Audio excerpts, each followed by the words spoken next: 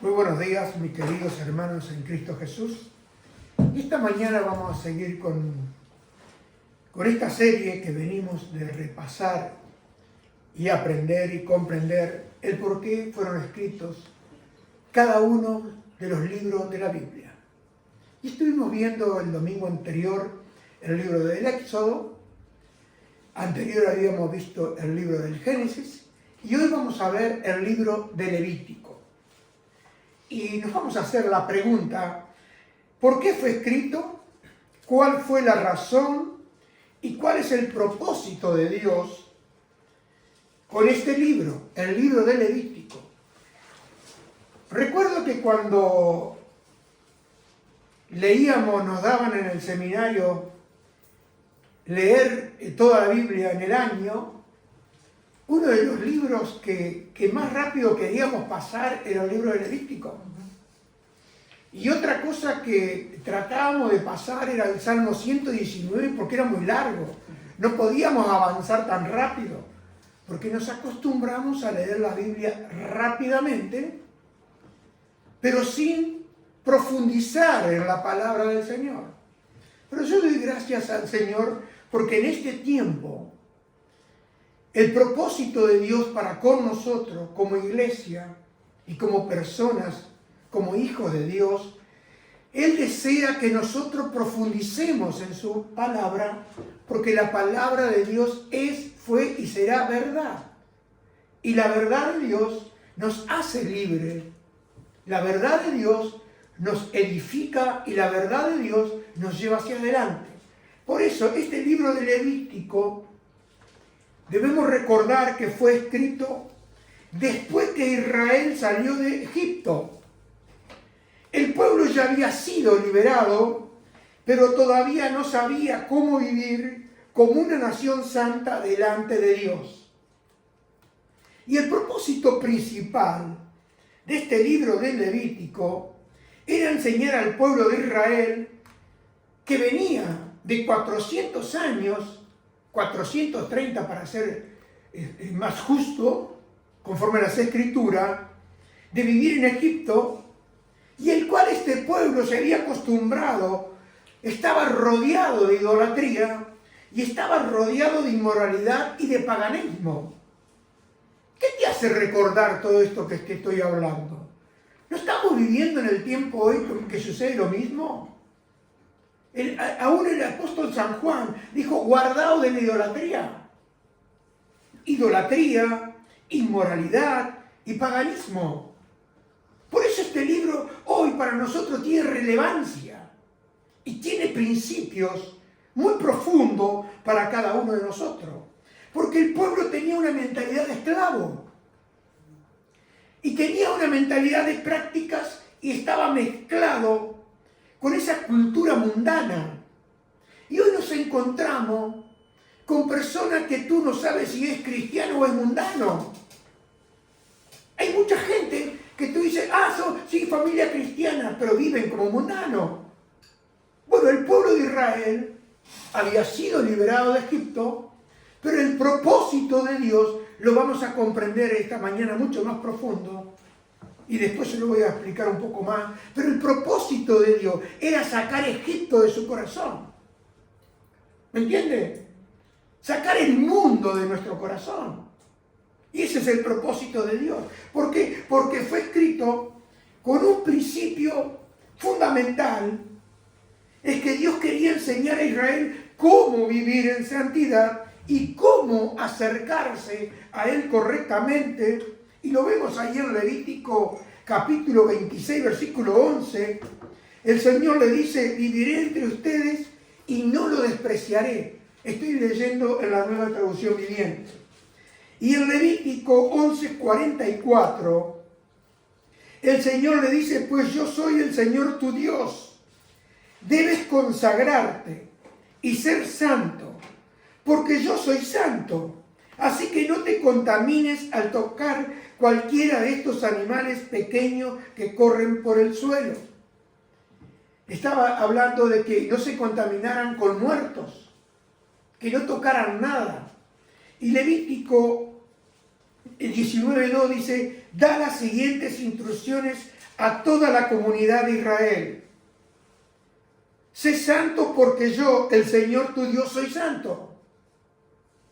Moisés había estado en el monte con el Señor y el Señor le mostró todo lo que tenía que edificar conforme a la visión que Dios le había dado en el cielo.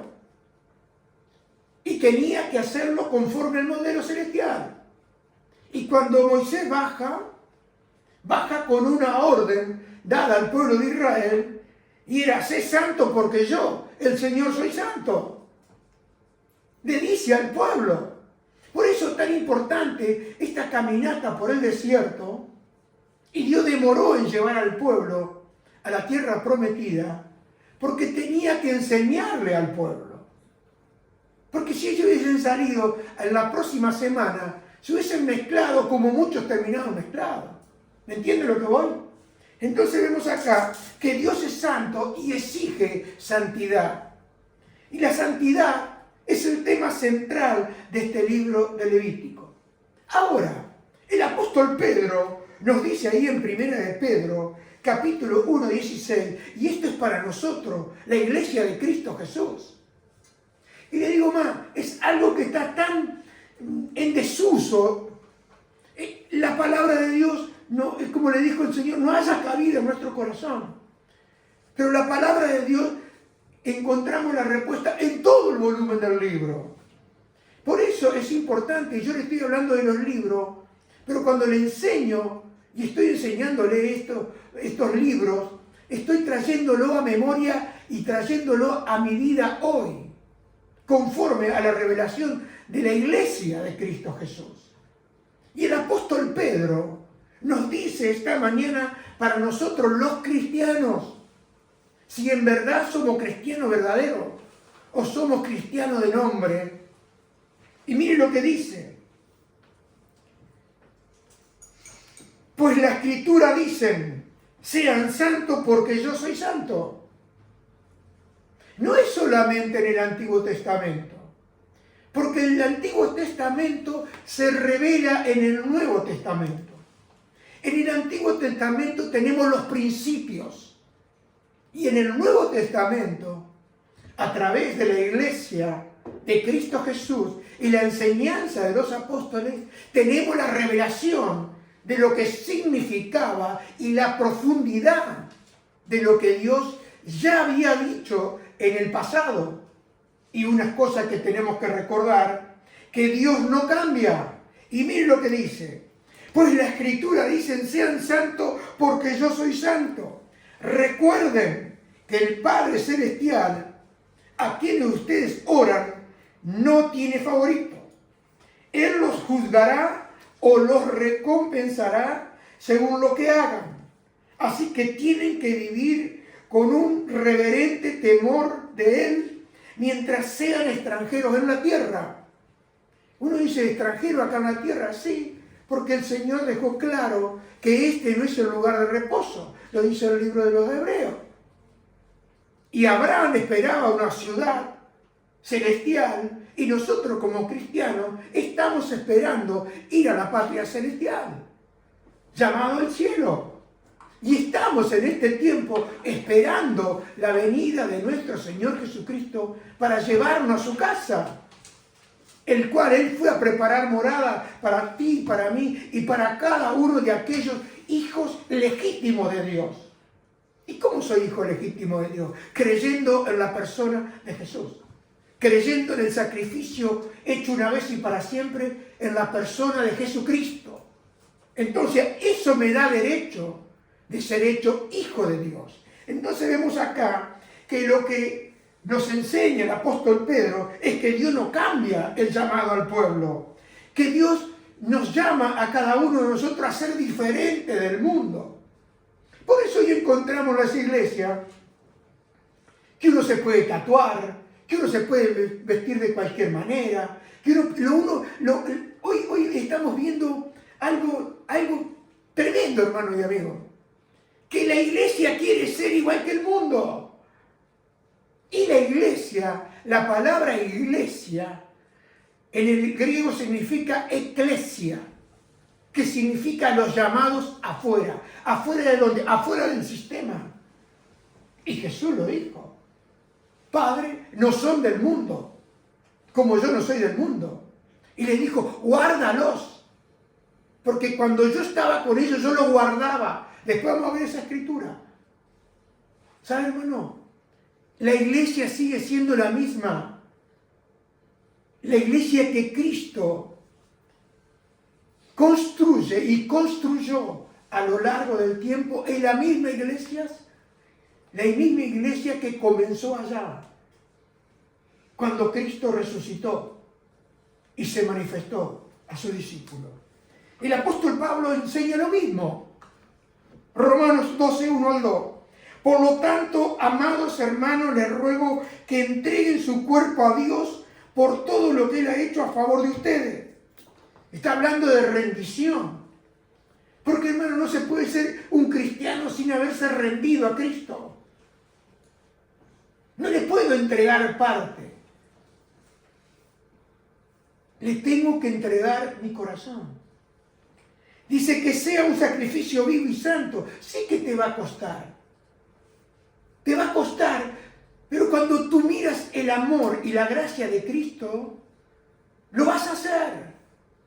Si Él es primero en tu vida.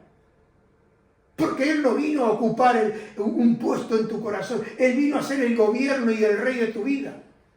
Él vino a gobernar tu vida. Y dice la clase de sacrificio que Él le agrada. Esa es la verdadera forma de adorarlo. Y mire, versículo 2 dice, no imiten las conductas ni las costumbres de este mundo. Más bien dejen que Dios los transforme en personas nuevas al cambiarle la manera de pensar. Y ahí dice algo importante el apóstol Pablo. Entonces aprenderán a conocer la voluntad de Dios para ustedes, la cual es buena, agradable y perfecta. ¿Cuál es la voluntad de Dios? Que Dios quiere que vivamos como santos. Que Dios quiere que el pueblo viva en santidad. Y la iglesia de Cristo debe vivir en santidad. ¿Y la iglesia qué está haciendo en este tiempo? Tratando de vivir como vive el mundo. Y hermano y amigo, la escritura es clara. No vivan como vive el mundo. Cambien la manera de pensar. Si yo cambio la manera de pensar, va a cambiar mi manera de actuar. Entonces vemos que Levítico, este libro, nos muestra que el pecado separa al hombre de Dios.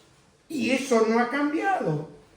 Porque Levítico enseña continuamente que el pecado produce separación espiritual. Y lo dice, que nuestros pecados han hecho separación entre vosotros y vuestro Dios. Eso lo dijo el profeta Isaías. Que vuestros pecados han hecho división. El pecado divide, hermano y amigo. El pecado te roba la comunión con Dios. ¿Y qué dice Pablo? Romanos 6, 22 al 23. Pero ahora quedaron libres del poder del pecado y se han hecho esclavos de Dios. Ahora hacen las cosas que llevan a la santidad y que dan como resultado la vida eterna. Mire, lo que da la vida eterna es la santidad. ¿Me entiende? Porque usted dice, bueno, una vez confesé a Jesús y como dicen hoy, una vez salvo, siempre salvo. Y Pedro habla de la salvación que está delante vuestro. ¿Me entiende? Voy siendo salvo todos los días. Voy siendo alcanzado por eso. Sí que hubo un momento que le entregué mi vida. Pero ¿qué hago si al otro día voy y la recojo? Pensemos un poquito. Porque acá Pablo está hablando, se hicieron esclavos de Dios. ¿Y esclavo por qué? Esclavo por amor. Una cosa es ser esclavo por causa de mis pecados y otra cosa es ser esclavo de Cristo por el amor de Cristo. Uno se hace esclavo, pero esclavo por amor. Y dice, ahora hacen las cosas que llevan a la santidad y que dan como resultado la vida eterna. Y escuche, pues la paga que deja el pecado es la muerte.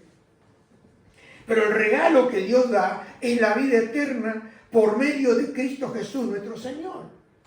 hay un resultado del pecado y hay una paga que debe ser pagado. Y cuando uno mira acá en este libro de Levítico, nos recuerda que cada sacrificio recordaba que el pecado cuesta, hermano. Recordaba que la culpa trae muerte. Recordaba que se necesitaba un sacrificio de expiación, que significa un sacrificio para poder borrar y purificar la culpa, mediante un sacrificio de sangre. Y mire lo que dice Levítico 17:11. ¿Va entendiendo usted? ¿Lo va uniendo? Para que veamos que estamos recibiendo revelación del Antiguo Testamento y la revelación acá a la luz del Evangelio, a la luz de la palabra de Dios en el Nuevo Testamento. Porque Levítico dice, 17:11, porque la vida del cuerpo está en la sangre. Y les he dado la sangre sobre el altar con el fin de purificarlos para hacerlos justos ante el Señor. Y escuche, es la sangre dada a cambio de una vida la que hace posible la purificación. Y esto se hace visible y se cumple en la persona de Jesucristo. Porque ¿qué sacrificio ofrecían en Levítico? Vamos a leerlo. Hebreos 9, 21 al 24. De la misma manera, roció con la sangre el tabernáculo y todo lo que se usaba para adorar a Dios. De hecho, según la ley de Moisés, casi todo se purificaba con sangre. Y escuche esto, porque sin derramamiento de sangre no hay perdón. Dígalo conmigo, sin derramamiento de sangre no hay perdón. Y versículo 23 dice, por esa razón el tabernáculo y todo lo que en él había eran copias de las cosas celestiales. Debían ser purificados mediante la sangre de animales. Pero las cosas verdaderas del cielo debían ser purificadas mediante sacrificios superiores a la sangre de animales. Yo quiero que usted sepa que aquello todo era figura que Dios le había mostrado a Moisés en el monte, que tenía que ser conforme al modelo. Entonces, todos esos sacrificios de animales que nosotros vemos en este libro de Levítico, y vimos también ese sacrificio, lo vimos en el Éxodo, cuando la Pascua, y lo vimos también a ese sacrificio cuando Dios buscó a Adán y a Eva, que se habían escondido y se habían hecho hojas de higuera, figura de justicia propia. Se habían escondido de Dios. Entonces vemos que en el Edén, en Génesis, en Éxodo, hubo un sustituto de animal, pero era una figura. Y ahora mire lo que dice Hebreo, que estamos mirando, verso 24. Pues Cristo no entró a un lugar santo hecho por manos humanas, que era solo una copia de las cosas del cielo. Debían ser purificadas mediante la sangre de animales, pero las cosas verdaderas del cielo debían ser purificadas mediante sacrificios superiores a la sangre de animales. Pues Cristo no entró en el lugar santo hecho por manos humanas, que era solo una copia del verdadero que está en el cielo. Él entró en el cielo mismo para presentarse ahora delante de Dios a favor de nosotros. Y cuando habla ahora, quiere decir que ese sacrificio único no ha pasado, sigue siendo presente. El sacrificio de Cristo es eterno, fue eterno y seguirá siendo eterno. ¿Me entiendo o no me entiendo? Por eso la Biblia siempre habla de ahora. ¿Por qué? Porque Dios es un Dios eterno y Él no tiene mañana, Él ya conoce el mañana. Pero vemos acá que el verdadero sacrificio es aquel que vio Juan, el Cordero de Dios que quita el pecado del mundo. Y dice que acá, como estamos mirando en Levítico, dice, yo les he dado la sangre sobre el altar para purificarlo. Y para nosotros, ¿qué sangre nos ha dado el Señor? La sangre de Cristo Jesús, el cual Él derramó hasta la última gota de sangre en la cruz del Calvario. ¿Para qué? Para pagar mi deuda, para pagar tu deuda, porque tú y yo y todos los hombres y mujeres estábamos en bancarrota. Y hubo ese amor, esa entrega profunda de Cristo, el cual dijo: Padre, si es posible, pasa de mí esta copa, pero no sea como yo quiero. Y yo doy gracias al Señor, porque Él tomó mi lugar. Y Él es mi ofrenda, con la cual yo puedo venir hoy delante del trono de la gracia. Por eso dice: acérquense ¿a dónde? Al trono de la gracia. Porque ya hemos alcanzado misericordia en la persona de Cristo Jesús. Y dice claramente que sin sacrificio de sangre, sin derramamiento, no hay perdón. Y vemos que todos los sacrificios que vemos en este libro de Levítico apuntaban a la persona de Jesucristo. Eso quiero que yo le quede claro. Yo sé que a partir de ahora, usted cuando vaya a este libro, usted va a leer de una manera diferente. Porque tiene un concepto de cada sacrificio que sucedía ahí y por qué Él requería ese sacrificio. Entonces, eso trae profundidad a mi corazón. ¿Por qué? Porque ese animal inocente es figura de Cristo Jesús, el Cordero de Dios. ¿Qué culpa tenía ese animal? Ninguna. La culpa era mía, la culpa era tuya. Por eso, hermano y amigo, vemos que en el día de la expiación, lo que ocurría es que el sumo sacerdote entraba en el lugar santísimo y se ofrecía la sangre por el pecado del pueblo. Y el macho cabrío simbólicamente llevaba la culpa del pueblo, porque uno era llevado, enviado al desierto y otro quedaba ahí. Entonces vemos que Levítico 16:30 dice: en ese día se presentarán ofrendas de purificación por usted y serán purificados de todos sus pecados en la presencia del Señor. Y aquí está el cumplimiento en la persona de Jesucristo. Porque Hebreos 9, 11 al 14 dice: entonces Cristo ahora ha llegado a ser el sumo sacerdote por sobre todas las cosas buenas que han venido. Él entró en el tabernáculo superior y más perfecto que está en el cielo, el cual no fue hecho por manos humanas ni forma parte del mundo creado. Con su propia sangre, no con la sangre de cabra y de becerros, entró en el lugar santísimo una sola vez y para siempre, y aseguró nuestra redención eterna. El verso 13 dice: bajo el sistema antiguo, la sangre de cabra y toros y la ceniza de una ternera podían limpiar el cuerpo de las personas que estaban ceremonialmente impuras. Y el apóstol Pablo, en este libro de Hebreos, dice: imagínense cuánto más la sangre de Cristo nos purificará la conciencia de acciones pecaminosas para que adoremos al Dios viviente. Pues por el poder del Espíritu Eterno, Cristo se ofreció a sí mismo a Dios como sacrificio perfecto por nuestros pecados. Hermano, qué gracia de Dios de darnos un sustituto. Qué amor del Padre de enviar a su único Hijo para ser nuestro sustituto y dar su vida en una cruz. ¿Para qué? Para hacernos aceptos en el amado.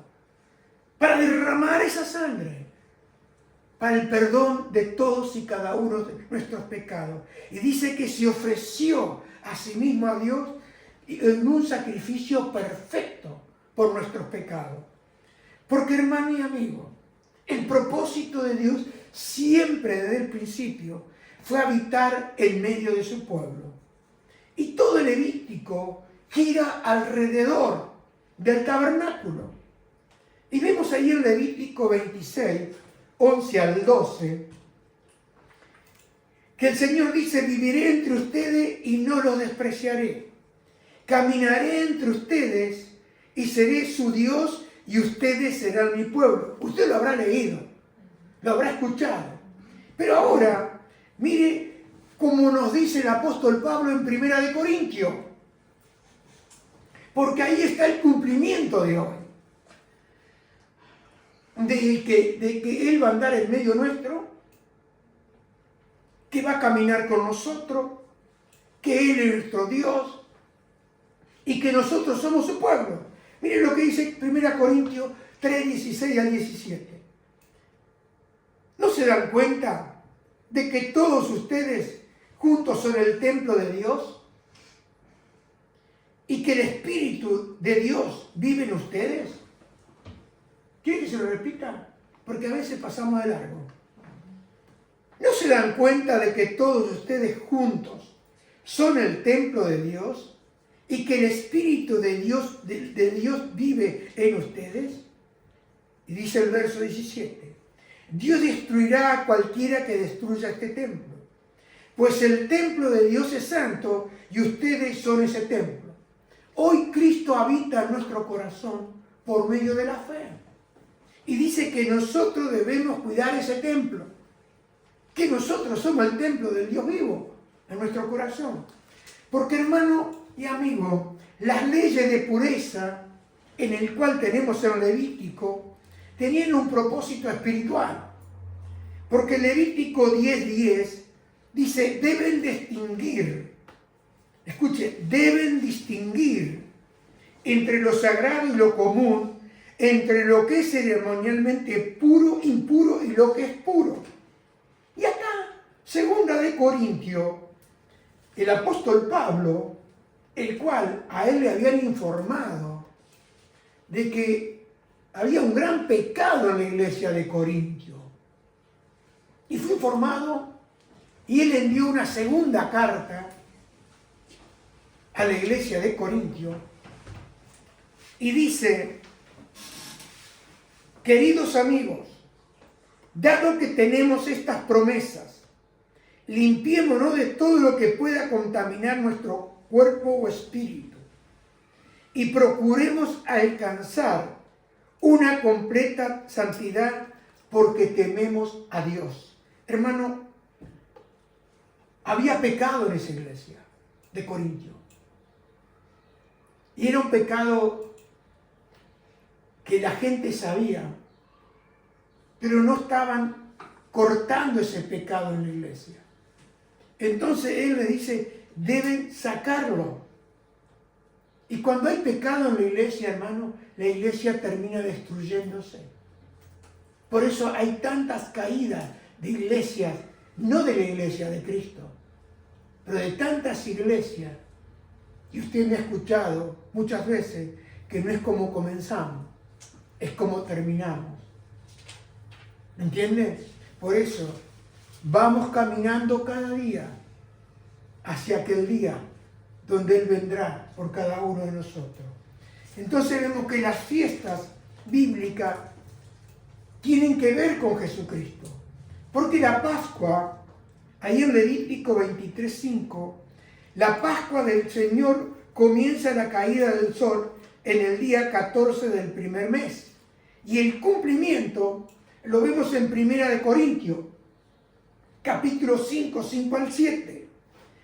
Y acá es donde Pablo le dice, entonces deben expulsar a ese hombre y entregárselo a Satanás, para que su naturaleza pecaminosa sea destruida y él mismo sea salvo en el día que el Señor vuelva.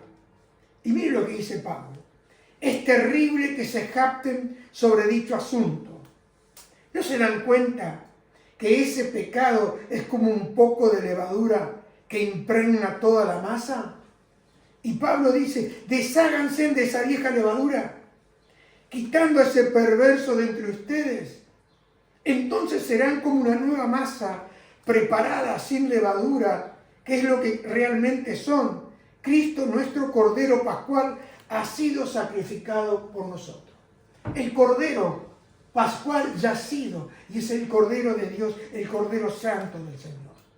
Entonces, Pablo le dice, desháganse, entréguenselo a Satanás. Y vemos que la iglesia procedió y este hombre se arrepintió. Porque a veces, hermano, no podemos, si sabemos que hay pecado, el pecado, dice la Escritura, el que encubre sus pecados no va a prosperar. Y principalmente en una congregación. Por eso Dios nos ha llamado a vivir en santidad y a proceder en santidad. Porque a veces decimos, yo no juzgo a nadie. No hemos sido puestos para juzgar. Pero cuando nosotros sabemos que está mal, debemos tratar por todos los medios de que esa persona se arrepienta. Y mirábamos el jueves, cuando Abraham volvió a ese lugar, a ese altar que él había construido después de haberse ido a Egipto. La palabra volver tiene que ver con arrepentimiento. Por eso vemos que Abraham se arrepintió de lo que había sucedido en Egipto. Porque arrepentimiento es pegar la vuelta, no a media, sino dar un giro total y volver hacia Dios. Por eso, hermano, el arrepentimiento nos vuelve al Señor. Entonces vemos que Cristo es nuestro Cordero Pascual, que ha sido ya sacrificado por nosotros. Después tenemos la fiesta, ahí en el libro de Levítico, la fiesta de Pentecostés, que lo vemos en Levítico 23, 16. Dice, cuenta hasta el día después del séptimo día de descanso. Estos son 50 días después. Entonces presentaré al Señor una ofrenda de grano nuevo. Y acá tenemos el cumplimiento. El cumplimiento lo vemos en el libro de los Hechos, capítulo 2, versículo 1 al 13. Pero yo le voy a leer hasta el versículo 4. Dice, en el día de Pentecostés, todos los creyentes estaban reunidos en el mismo lugar. ¿Se acuerdan de ese versículo? Dice, de repente se oyó un ruido desde el cielo, parecido al estruendo de un viento fuerte e impetuoso, que llenó la casa donde estaban sentados. Luego algo parecido a unas llamas o lenguas de fuego se aparecieron y se posaron sobre cada uno de ellos. Y escuchen, y todos los presentes fueron llenos del Espíritu Santo y comenzaron a hablar en otros idiomas conforme el Espíritu Santo les daba la capacidad. Y el verso 14, el apóstol Pedro, del 14 al 20, entonces, porque decían que estaban borrachos. Pero Pedro dice, dio un paso adelante junto a los otros 11 apóstoles y gritó a la multitud, escuchen con atención, todos ustedes compatriotas, judíos y residentes de Jerusalén. Residentes de Jerusalén. No se equivoquen. Estas personas no están borrachas, como algunos de ustedes suponen. Las 9 de la mañana es demasiado temprano para emborracharse. No, lo que ustedes ven es lo que el profeta Joel predijo hace mucho tiempo. En los últimos días, dice Dios, derramaré mi espíritu sobre toda la gente. Sus hijos y sus hijas profetizarán. Sus jóvenes tendrán visiones y sus ancianos tendrán sueños. En esos días derramaré mi espíritu sobre mis siervos. Y escuche, hombres y mujeres. ¿Por qué hay tanta separación de las mujeres? Si la mujer es ungida. Dice hombres y mujeres, está claro, ¿no? Por igual. Y profetizarán. Y haré maravillas arriba en los cielos y señales abajo en la tierra. Sangre, fuego y nubes de humo. El sol se oscurecerá y la luna se pondrá roja como la sangre, antes que llegue el grande y glorioso día del Señor. Acá vemos, hermano, la promesa, la figura y vemos el cumplimiento de lo que está ahí en Levítico. Ahora, el mensaje de Levítico es un mensaje profundo, porque nos revela, primeramente, de que Dios es santo. Segundo, nos muestra que el pecado trae muerte y que necesita un sacrificio. Y vemos el cumplimiento en la persona de Cristo, un sacrificio completo y perfecto. Y también Levítico nos muestra que Dios quiere un pueblo santo y apartado para Él. Eso es lo que nos muestra este libro. El libro de Levítico, hermano y amigo, para que usted sepa, no es un libro de reglas, sino es un libro de revelación profunda de la santidad de Dios. Y nos revela algo extremadamente profundo, que es la gravedad del pecado. Porque el costo de esa paga, ese sacrificio, que es el sacrificio de Cristo, fue hecho perfecto, fue hecho solo una vez y fue hecho solo para siempre. Levítico nos muestra también que el Señor quería sacar la idolatría y quitar la impureza del pueblo para traer libertad, para librarlo de esa esclavitud espiritual, para cambiar el corazón del pueblo. Y la clave de este libro de Levítico, hermano, es ser santo porque yo soy santo. Vuestro Dios soy santo. Y hermano, uno dice, la santidad. ¿Qué es la santidad? La santidad es permanecer completamente al Señor. La santidad es odiar el pecado. La santidad es amar la justicia de Dios. La santidad es reflejar ese carácter de Cristo. ¿Se acuerda cuando los discípulos habían sido puestos en la cárcel? Dice que ellos se dieron cuenta que ellos habían estado con Jesús. Yo pregunto hoy en día, ¿la gente se da cuenta que tú has estado y sigues estando con Jesús? O cuando tú sales de la iglesia, ¿eres una persona diferente? Porque, hermano y amigo, la santidad no es perfección humana. La santidad no es religiosidad. La santidad no es esa apariencia vacía que tenían los fariseos. Porque los fariseos se presentaban como gente santa. Tenían tantas reglas, tantos mandatos. Y hermano, la santidad es permanecer completamente al Señor. Es odiar aquello que me separa de Dios, el pecado. Y es amar la justicia de Dios.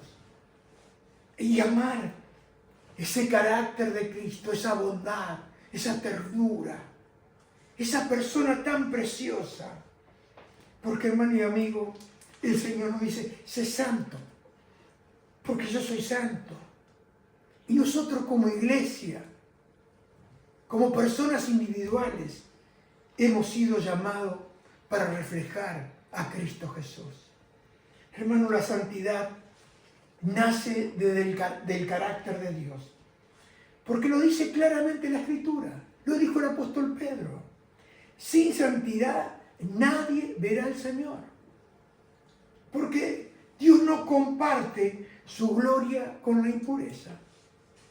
Porque, hermano y amigo, la santidad no es una opción que nosotros tenemos como cristianos.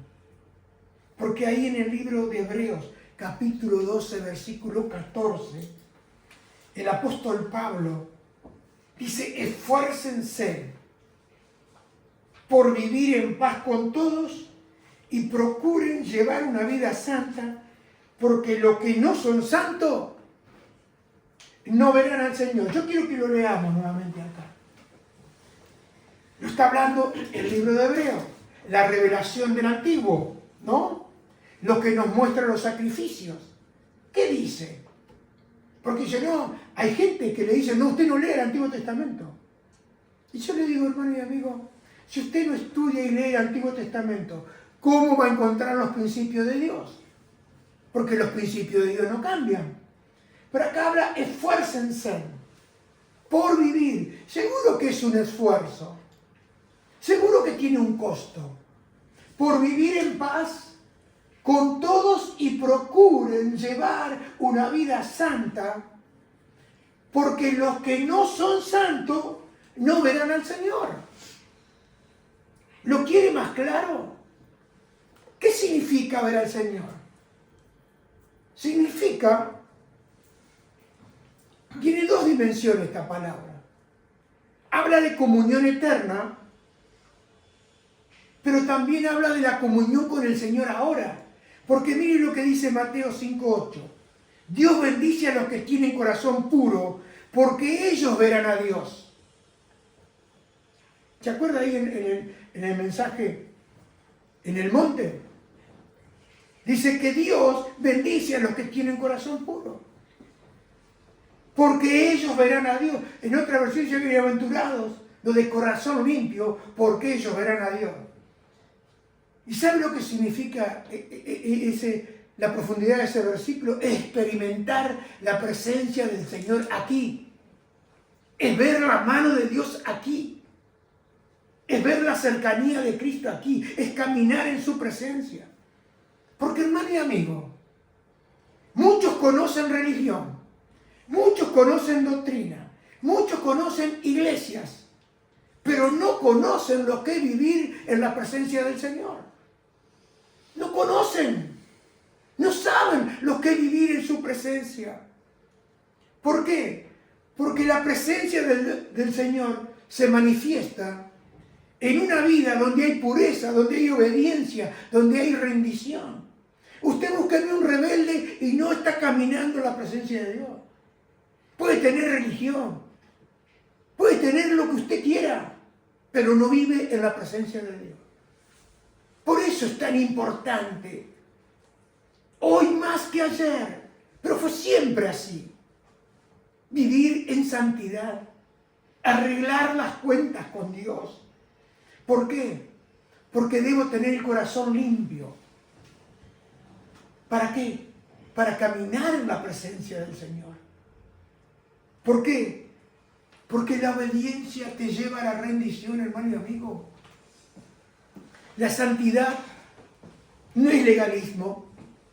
La santidad no son reglas externas.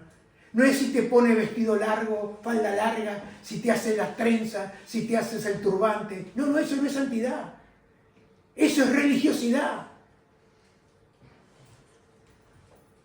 La santidad no es prohibiciones. No es que se te prohíban cosas. Porque aún el apóstol Pablo dijo, pueden comer de todo lo que venden en la carnicería. ¿Lo dijo o no lo dijo? Lo único que pide es que no se coma la sangre. Lo dijo claro, ¿no es cierto? Entonces, la santidad no es ritualismo. Porque, hermano y amigo, tenemos el ejemplo de los fariseos. Los fariseos eran santos por fuera, pero el Señor dijo, hablando del pueblo de Israel, dice, este pueblo me honra con sus labios, pero su corazón está lejos de mí. Yo te pregunto, hermano, ¿cómo está tu corazón hoy? ¿Está lejos de Él? Es un corazón que late por Él. Es un corazón que tú puedes decir, Señor, estoy en tu presencia. Como dijo el salmista, Salmo 23, el Señor es mi pastor, nada me va a faltar. Él me pastorea en delicados pastos, me lleva a las aguas de reposo. Y dice, aunque ande en valle de sombra de muerte, no temeré mal alguno. ¿Por qué? Porque tú estás conmigo. Y hermano y amigo, en este mundo, y la palabra directiva para nosotros en este año, pongan todo en las manos de Dios para que puedan ver todo en la mano de Dios moviéndose en ustedes. Porque no se ve un año de miedo y de temor. Pero esta palabra, ¿para quién es? ¿Es para todo? ¿Es generalizada? No, hermano. Esta palabra del Señor para la iglesia es para aquellos que viven en temor. No en miedo, en temor al Señor. Es para aquellos que cada día caminan en su presencia. No es una promesa para el mundo, porque el mundo está lleno de miedo, el mundo está lleno de temor. ¿Por qué? Porque el pecado trae miedo y trae temor. Si no, pregúntele a Adán y a Eva. Se escondieron, tenían miedo, tenían temor. Pero hermano y amigo, nosotros tenemos el gran privilegio de vivir en santidad, de vivir en pureza, por esa sangre que Cristo derramó por cada uno de nosotros. Y dice la palabra de Dios que hemos sido comprados no con oro y con plata, sino con la sangre preciosa de Jesús. Y dice la Escritura que si nosotros nos arrepentimos, Él es fiel y justo para perdonar nuestros pecados y limpiarnos de toda maldad, que es lo que Dios quería hacer con el pueblo de Israel ahí en el libro de Levítico. Quitar la idolatría, sacar la maldad, liberar al pueblo para que el pueblo tuviese reverencia delante del Señor. Hermano y amigo, la santidad comienza en el corazón. La santidad comienza y solo cuando el Señor no condenó el adulterio físico, sino que también condenó la lujuria, porque Él no solo condenó el asesinato, sino que también condenó el odio. ¿Se acuerda que Él dijo, si el que mirara a una mujer para codiciarla ya adulteró, porque Él estaba mirando ese principio que después te lleva al pecado? Por eso, hermano, tenemos el ejemplo de José, que cuando vino la mujer de Potifar, ahí en Génesis 39:9, dice, nadie aquí tiene más autoridad que yo. Él no me ha negado nada, con excepción de usted, porque es su esposa. Y acá dice José algo tremendo. ¿Cómo podría yo cometer semejante maldad? Sería un gran pecado contra Dios. Porque, hermano, José entendía que el pecado no solo era contra la persona, sino que era contra Dios. Y hermano y amigo, el Espíritu Santo se llama Espíritu Santo. Y la santidad es obra del Espíritu Santo. Porque yo le voy a decir algo. Usted un día fue alcanzado por la salvación de Cristo. Y eso fue en un momento que usted reconoció a Jesucristo. Fue en un momento que usted le entregó su corazón. Pero ¿sabe cuánto dura la santidad? La santidad dura toda la vida. Hasta el último día de respiro, usted va a seguir siendo santificado por el Espíritu Santo. Es un proceso del Espíritu Santo en lo profundo de nuestro corazón. Por eso, dice la Escritura, si hoy escucha la voz de Dios, no endurezcas vuestro corazón. ¿Por qué? Porque, hermano y amigo, la santidad implica morir al yo. Y Jesús dijo, el que quiera seguirme, que tome cada día su cruz y muera. Morir a mi deseo, morir a lo que yo quiero. ¿Cuánta gente quiere unción? ¿Cuánta gente quiere poder espiritual? Y hay muchos que quieren unción, pero la unción, hermano, viene a través de la santidad. Por eso Jesús, el Señor, le dijo en la oración al Padre, Padre, hazlo santo con tu verdad. Enséñales tu palabra, la cual es verdad. Yo doy gracias a Dios por su gracia, por su amor y por su gran misericordia. Hermano, la santidad no es religión. La santidad es un proceso que Él me lleva. Y no ignore, hermano y amigo, por favor, la bondad de Dios. Porque es la bondad de Dios la que te lleva y me lleva al arrepentimiento. Por eso le doy gracias al Señor, por haber hallado gracia y por haberme dado ese don de arrepentimiento en el cual puedo volver cada día, si cada día me equivoco, si cada día cometo un pecado, una falta. Por eso, hermano y amigo, santidad va unida a ese temor reverente. Y santidad significa reconocer la grandeza, la autoridad y la majestad del Señor. En reverencia, en adoración. Significa reconocer que Dios es santo, pero también es justo. Y que debemos honrarlo. ¿Por qué? Porque frente al Señor y frente a la vida, ¿quién podrá sostenerse delante de aquel que es 3 veces santo? Hermano y amigo, cuando uno tiene la revelación de la santidad de Dios, no vas a jugar a la iglesia,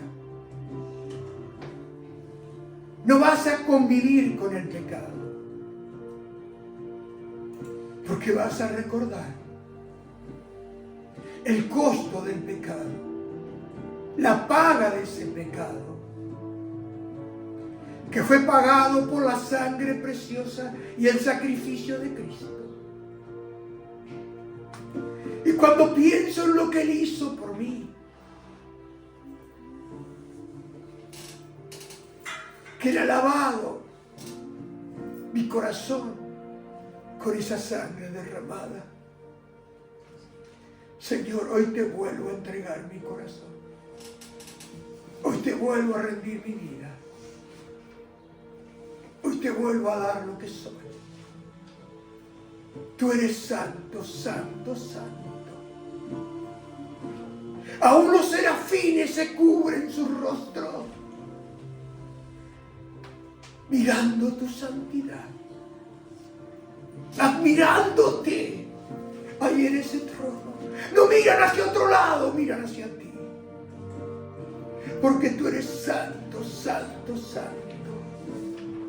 Y un día, Señor, te veremos cara a cara. Estaremos en tu presencia. Viviremos eternamente contigo. En el nombre poderoso de Jesús. Por eso esta mañana como iglesia decimos, ven, ven, ven, Señor Jesús. Glorifícate en nuestras vidas. Glorifícate en nuestra iglesia. Glorifícate en esta nación. Glorifícate en este pueblo. Y alcanza, Señor, a aquellos que deben ser alcanzados por la gracia y la misericordia.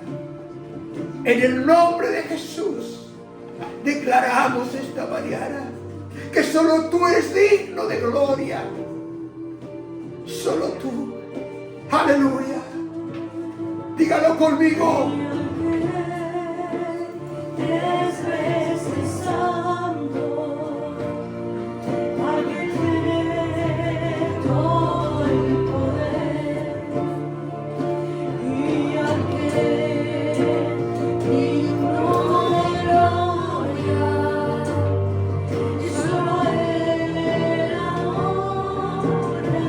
Levante sus manos. Figura de rendición. Figura de entrega. Aleluya.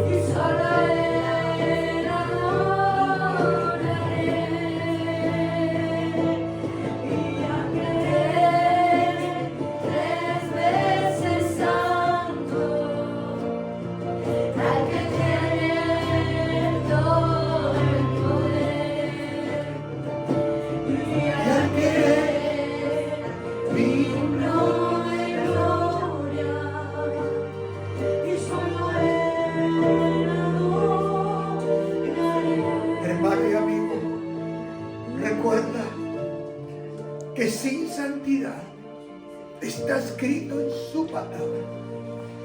Nadie verá al Señor.